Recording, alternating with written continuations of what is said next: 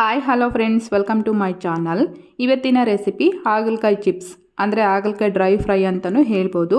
ಹಾಗಲಕಾಯಿ ಅಂದ ತಕ್ಷಣಕ್ಕೆ ಕೆಲವೊಬ್ಬರಿಗೆ ಕಹಿ ಬೇಡ ನನಗೆ ಅನ್ನೋರೇ ಜಾಸ್ತಿ ಇರ್ತಾರೆ. ಇವತ್ತು ನಾನು ತೋರಿಸುವಂತಹ ರೆಸಿಪಿಯಲ್ಲಿ ಸ್ವಲ್ಪನೂ ಕಹಿ ಇಲ್ಲದೆ ಇರೋ ಥರ ಯಾವ ರೀತಿ ಸುಲಭವಾಗಿ ಹಾಗಲಕಾಯಿ ಚಿಪ್ಸ್ನ ಮಾಡೋದಂತಂದೇಳಿ ತೋರಿಸ್ಕೊಡ್ತಾ ಇದ್ದೀನಿ. ಆರೋಗ್ಯಕ್ಕೂ ಸಹ ತುಂಬ ಒಳ್ಳೆಯದು. ಸೊ ಬನ್ನಿ ಹಾಗಾದರೆ ಇದನ್ನು ಹೇಗೆ ಮಾಡೋದಂತಂದೇಳಿ ಒಂದು ಸಲ ಚೆಕ್ ಮಾಡೋಣ. ಮೊದಲೇದಾಗಿ ನಾನಿಲ್ಲಿ ಈ ಹಾಗಲಕಾಯಿ ಚಿಪ್ಸ್ ಮಾಡೋದಕ್ಕೆ 2 ಹಾಗಲಕಾಯಿನ ತೊಗೊಂಡು ಈ ರೀತಿ ಕಟ್ ಮಾಡಿ ಅದರಲ್ಲಿ ಇರ್ತಕ್ಕಂಥ ಸೀಡ್ಸ್ ಎಲ್ಲ ತೆಗೆದು ಇಟ್ಕೊಂಡಿದ್ದೀನಿ. ಈಗ ಒಂದು ಬೌಲ್ಗೆ ಹಾಗಲಕಾಯಿ ಮುಳುಗೋ ಅಷ್ಟು ನೀರನ್ನು ಹಾಕಿ ಕಟ್ ಮಾಡಿ ಇರ್ತಕ್ಕಂಥ ಹಾಗಲಕಾಯಿನ ಅದರಲ್ಲಿ ಹಾಕ್ಕೊಂಡು 1 ಚಮಚದಷ್ಟು ಉಪ್ಪನ್ನು ಹಾಕಿ ಒಂದು ಸಲ ಈ ರೀತಿ ಚೆನ್ನಾಗಿ ಮಿಕ್ಸ್ ಮಾಡಿಕೊಂಡು ಒಂದು 15 ನಿಮಿಷಗಳ ಕಾಲ ನಾವು ಇದನ್ನು ನೆನೆಯೋದಕ್ಕೆ ಬಿಡಬೇಕಾಗುತ್ತೆ. ಈ ರೀತಿ ಮಾಡ್ಕೊಳ್ಳೋದ್ರಿಂದ ಹಾಗಲಕಾಯಲ್ಲಿ ಕಹಿ ಇರುತ್ತಲ್ವ, ಅದೆಲ್ಲ ಕಂಪ್ಲೀಟಾಗಿ ಹೋಗುತ್ತೆ.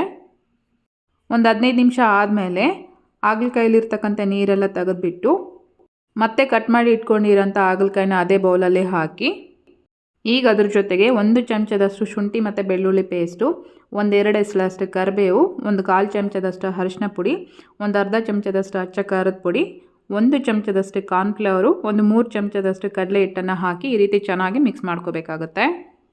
ಒಂದು ವೇಳೆ ಕಾರ್ನ್ಫ್ಲವರ್ ಇಲ್ಲ ಅಂದರೆ ಅಕ್ಕಿ ಹಿಟ್ಟನ್ನು ಸಹ ಹಾಕಿ ಮಾಡ್ಕೋಬೋದು. ಹಾಗೆಯೇ ನಿಮಗೆ ಹಿಟ್ಟು ಸ್ವಲ್ಪ ಜಾಸ್ತಿ ಬೇಕಂದರೆ ಕಡಲೆ ಹಿಟ್ಟನ್ನ ಇನ್ನೂ ಸ್ವಲ್ಪ ಎಕ್ಸ್ಟ್ರಾ ಹಾಕ್ಕೊಂಡು ಸಹ ಮಿಕ್ಸ್ ಮಾಡ್ಕೋಬೋದು. ನೋಡ್ತಾ ಇದ್ದೀರಲ್ವ, ನಾನು ಅದಕ್ಕೆ ಮಿಕ್ಸ್ ಮಾಡಿ ಇಟ್ಕೊಂಡಿದ್ದೀನಿ, ಅಂದರೆ ಜಾಸ್ತಿ ಹಿಟ್ಟನ್ನ ಮಿಕ್ಸ್ ಮಾಡಿಲ್ಲ ನಾನಿಲ್ಲಿ.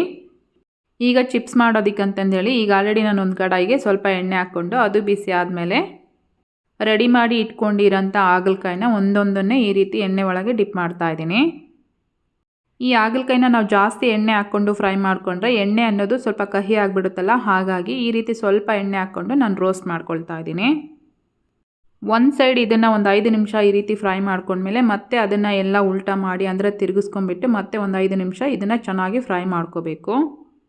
ಅವನ್ನ ನಾವು ತೆಗಿತಾ ಇರಬೇಕಾದ್ರೆ ಗೊತ್ತಾಗ್ತಾ ಇರುತ್ತೆ, ಅಂದರೆ ಕ್ರಂಚಿಯಾಗಿ ಕ್ರಿಸ್ಪಿಯಾಗಿ ಬಂದಿರುತ್ತೆ. ಹಾಗಲಕಾಯಿನ ಕಟ್ ಮಾಡಬೇಕಾದ್ರೆ ಸೀಡ್ಸ್ ತಿನ್ನೋರು, ಅಂದರೆ ಸೀಡ್ಸ್ನ ಲೈಕ್ ಮಾಡೋರು ಇರ್ತಾರಲ್ವ, ಅಂಥವರು ಸೀಡ್ಸ್ನ ಸಹ ಹಾಕ್ಕೊಂಡು ಮಾಡ್ಕೋಬೋದು. ಆದಷ್ಟು ಸ್ವಲ್ಪ ತೆಳುವಾಗಿ ಕಟ್ ಮಾಡಿಕೊಂಡ್ರೆ ಹಾಗಲಕಾಯಿ ಚಿಪ್ಸ್ ಅನ್ನೋದು ಕಹಿ ಅಂಶ ಇರೋದಿಲ್ಲ. ಎಲ್ಲವನ್ನು ಈ ರೀತಿ ತಿರುಗಿಸ್ಕೊಂಡು ಮತ್ತೆ ಒಂದು 5 ನಿಮಿಷ ಫ್ರೈ ಮಾಡಿಕೊಂಡ್ರೆ ಹಾಗಲಕಾಯಿ ಚಿಪ್ಸ್ ಅನ್ನೋದು ರೆಡಿ ಆಗುತ್ತೆ. 5 ನಿಮಿಷ ಆಗಿದೆ, ಹಾಗಲಕಾಯಿ ಎಲ್ಲ ಚೆನ್ನಾಗಿ ಫ್ರೈ ಆಗಿದೆ. ಇವಾಗ ನಾನು ಇದನ್ನು ಒಂದು ಪ್ಲೇಟಿಗೆ ತೆಗಿತಾ ಇದ್ದೀನಿ. ಹಾಗೆಯೇ ಮಿಕ್ಕಿರೋಂಥ ಹಾಗಲಕಾಯಿನೂ ಸಹ ಸೇಮ್ ಇದೇ ರೀತಿಲಿ ಎಲ್ಲವನ್ನು ಫ್ರೈ ಮಾಡಿ ಒಂದು ಪ್ಲೇಟಲ್ಲಿ ಹಾಕಿ ಇಟ್ಕೊಳ್ತಾ ಇದ್ದೀನಿ. ಹಾಗಲಕಾಯಿ ತಿನ್ನದೇ ಇರೋರಿಗೆ ಈ ರೀತಿಯಾಗಿ ಹಾಗಲಕಾಯಿ ಚಿಪ್ಸ್ನ ಮಾಡಿಕೊಡಿ, ತುಂಬಾ ಇಷ್ಟಪಟ್ಟು ತಿಂತಾರೆ. ಸ್ವಲ್ಪನೂ ಕಹಿ ಇಲ್ಲದೆ ಇರೋ ಥರ ಬರುತ್ತೆ. ಮಕ್ಕಳಿಂದ ಹಿಡಿದು ದೊಡ್ಡೋರವರೆಗೂ ಆರಾಮಾಗಿ ತಿನ್ಬೋದು, ಯಾವುದೇ ರೀತಿ ಕಹಿ ಇರೋದಿಲ್ಲ. ಸೊ ನೋಡ್ತಾ ಇದ್ದೀರಲ್ವ, ಫೈನಲ್ ಆಗಿ ಹಾಗಲಕಾಯಿ ಚಿಪ್ಸ್ ಅನ್ನೋದು ಈ ರೀತಿಯಾಗಿ ರೆಡಿಯಾಗಿದೆ. ತುಂಬಾ ಕ್ರಿಸ್ಪಿಯಾಗಿ ಬಂದಿದೆ. ನೀವು ಖಂಡಿತ ಮನೆಯಲ್ಲಿ ಈ ಮೆಥಡಲ್ಲಿ ಒಂದು ಸಲ ಟ್ರೈ ಮಾಡಿ. ಹಾಗೆಯೇ ಯಾರೆಲ್ಲ ನಮ್ಮ ಚಾನಲನ್ನು ಹೊಸದಾಗಿ ನೋಡ್ತಾ ಇದ್ದೀರಾ, ಪ್ಲೀಸ್ ಈಗಲೇ ಸಬ್ಸ್ಕ್ರೈಬ್ ಮಾಡ್ಕೊಳ್ಳಿ.